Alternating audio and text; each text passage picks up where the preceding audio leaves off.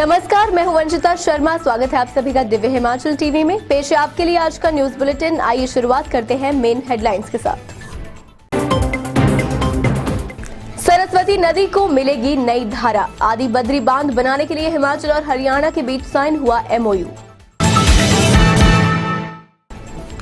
पे कमीशन की अदायगी से ठीक पहले केंद्र से आई खुशखबरी। टैक्स के हिस्से में दिल्ली से मिले 790 करोड़।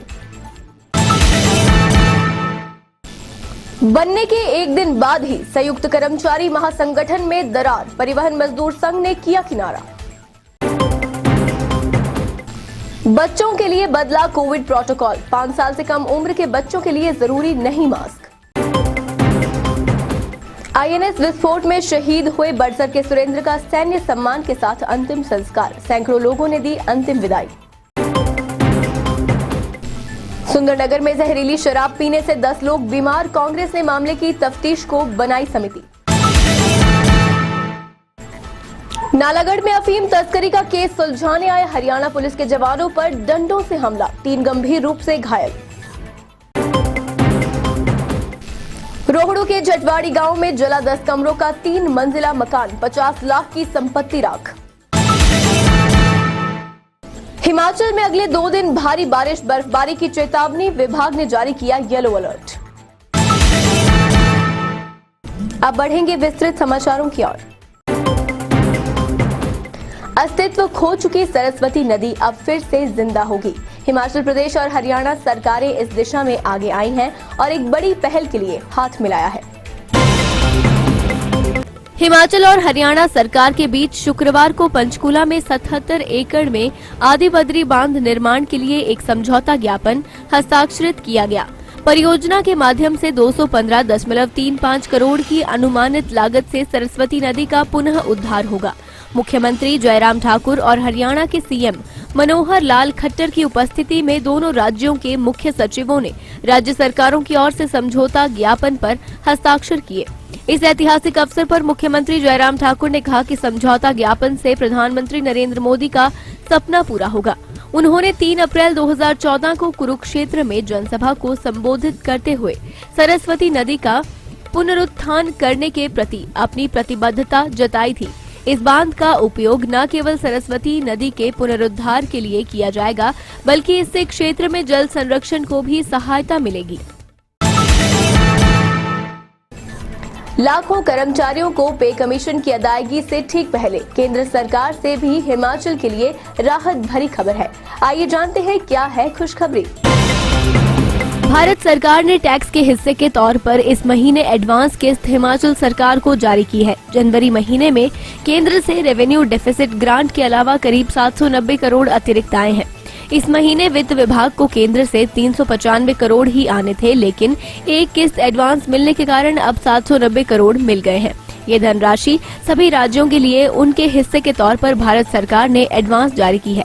कहा गया है कि कोरोना के मुश्किल वक्त में सरकारी कामकाज चलाने के लिए ये फैसला लिया गया है। एक दिन पहले बने संयुक्त कर्मचारी महासंगठन में दरारें पड़ना शुरू हो गई हैं। कल बने महासंगठन से परिवहन मजदूर संघ ने किनारा कर दिया है। आइए डालते हैं एक नजर।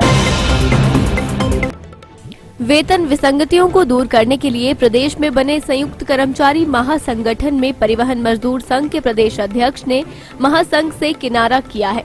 परिवहन मजदूर संघ के प्रदेश अध्यक्ष PR सिंह ने साफ कहा है कि वे बीते दिन गठित किए गए संयुक्त कर्मचारी महासंगठन के पदाधिकारी नहीं है।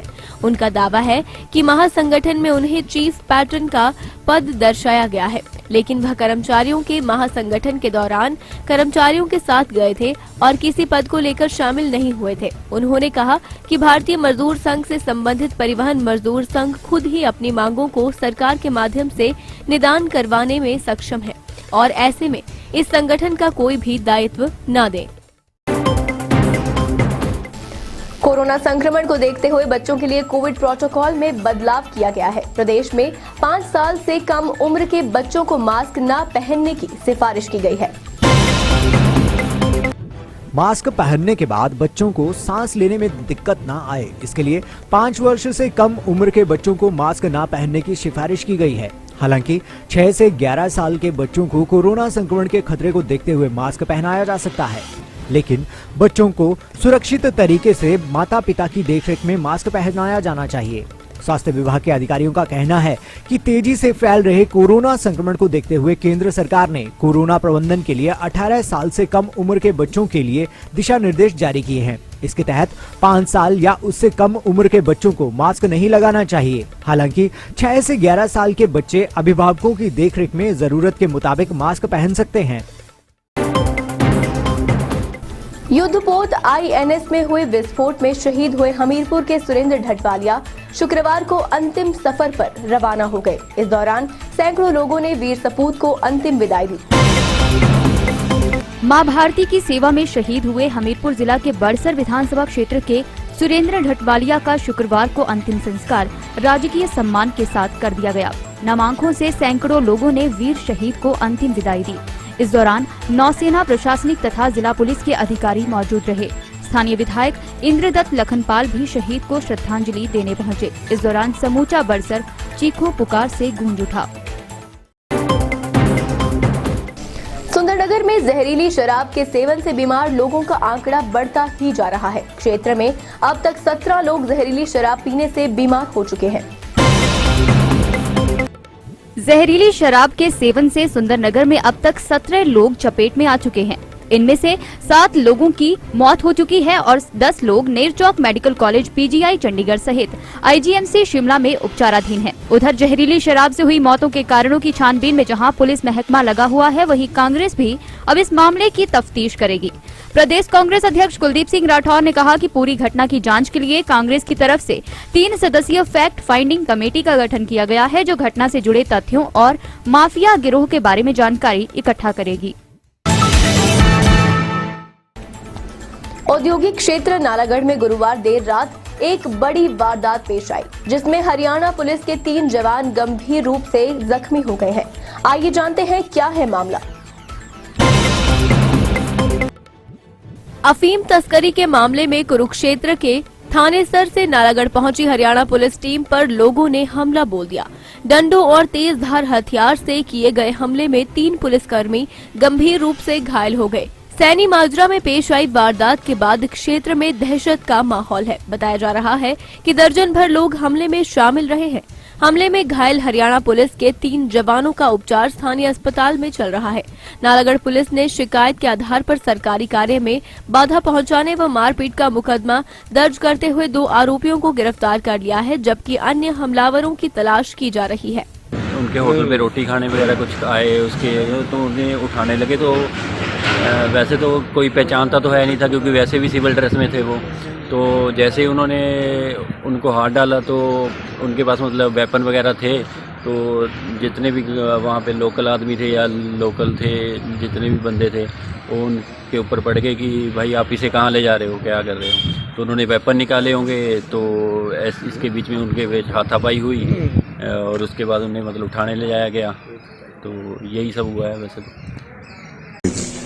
हमारे पास आज तकरीबन 10 बजे के करीब 3 हरियाणा पुलिस के कर्मचारी मेडिकल करवाने आए थे मारपीट की शिकायत से। तो हमने पहले उनको ज़रूरी उपचार किया, फिर उसके बाद मेडिकल प्रोवाइड करवा दिया। 2 लोगों को थोड़ी गंभीर चोट आई है, एक ठीक है। रोहड़ू उपमंडल के झटवाड़ी गांव में शुक्रवार को भीषण अग्निकांड में 50 लाख की संपत्ति राख हो गई। इसके साथ ही एक परिवार सर्द रातों में खुले आसमान तले आ गया है। रोहड़ू के झटवाड़ी गांव में 10 कमरों का 3 मंजिला मकान आग की भेंट चढ़ गया। दुखद घटना से एक परिवार बेघर हुआ है, वहीं 50 लाख की संपत्ति जल गई है। आग लगने का कारण शॉर्ट सर्किट बताया गया है। मकान त्रिलोक ठाकुर पुत्र केदार सिंह का था। सूचना मिलते ही रोहड़ू से दमकल विभाग की टीम मौके पर पहुंची, लेकिन लपटों पर काबू नहीं पाया जा सका। SDM सुरेंद्र ठाकुर ने प्रशासनिक टीम के साथ घटना स्थल का दौरा किया और प्रभावित परिवार को 10,000 की फौरी राहत प्रदान कर दी है।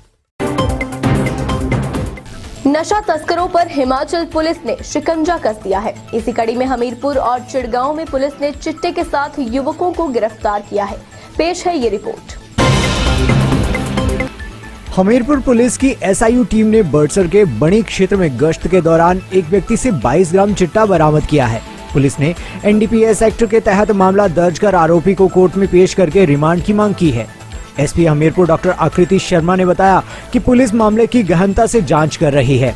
दूसरी ओर शिमला के चिड़गांव में भी कार सवार युवकों से 17.57 ग्राम चिट्टा पकड़ा गया है। पुलिस ने गुप्त सूचना के आधार पर यह कार्रवाई की है और आरोपियों के खिलाफ केस दर्ज कर जांच शुरू कर दी है। पिछले कल जो हमारी स्पेशल इन्वेस्टिगेशन यूनिट है SIU हमीरपुर, उन्होंने बड़सर में बणी के पास 22 ग्राम चिट्टा एक 36 वर्षीय मेल है जो रेजिडेंट ऑफ लोहारना है, उनसे बरामद किया है और इसमें NDPS एक्ट के तहत जो है मुकदमा दर्ज किया गया है। हमारा रिमांड में लेने का जो ऑब्जेक्टिव है वो ये रहेगा कि हम ये जान पाएं कि ये जो 22 ग्राम चिट्टा है ये जो लेकर आए हैं, इनकी गाड़ी भी क्योंकि साथ में बरामद हुई है, तो ये चिट्टा कहाँ से लाए हैं इसका बैक ट्रैक करने का हमारा फोकस रहेगा। पश्चिमी विक्षोभ की सक्रियता के चलते हिमाचल प्रदेश में 25 जनवरी तक मौसम खराब रहने के आसार हैं। इस दौरान प्रदेश के ऊंचाई वाले इलाकों में बर्फबारी जबकि निचले इलाकों में बारिश होगी।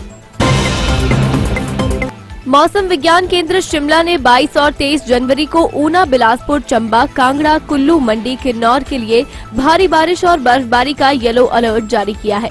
बात अगर शुक्रवार की करें तो सोलन जिला में झमाझम बारिश रिकॉर्ड की गई, जबकि प्रदेश के अन्य हिस्सों में सूरज और बादलों के बीच आंख मिचौनी चलती रही। इसी बीच कुल्लू जिला प्रशासन ने लगातार हो रही बारिश व बर्फबारी के चलते एडवाइजरी जारी की है। उनका कहना है कि स्थानीय लोग और सैलानी बर्फबारी के दौरान ऊंचाई वाले क्षेत्रों का रुख न करें और नदी नालों से भी दूर रहें। मौसम विभाग के अनुसार अगले 3 दिनों तक वर्षा तथा बर्फबारी का अनुमान है। डीसी कुल्लू ने स्थानीय लोगों तथा सैलानियों से आपात स्थिति में टोल फ्री नंबर 1077 पर सूचित करने को कहा है।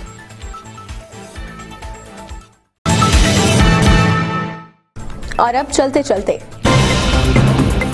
डिपोओं में जल्द मिलेगी लोकमित्र केंद्र की सुविधाएं, बिजली बिल जमा करने सहित लैंड रिकॉर्ड भी मिलेगा। नशा माफिया पर पुलिस की छापेमारी, रोहड़ू में पकड़ी 36 बोतलें अवैध देसी शराब।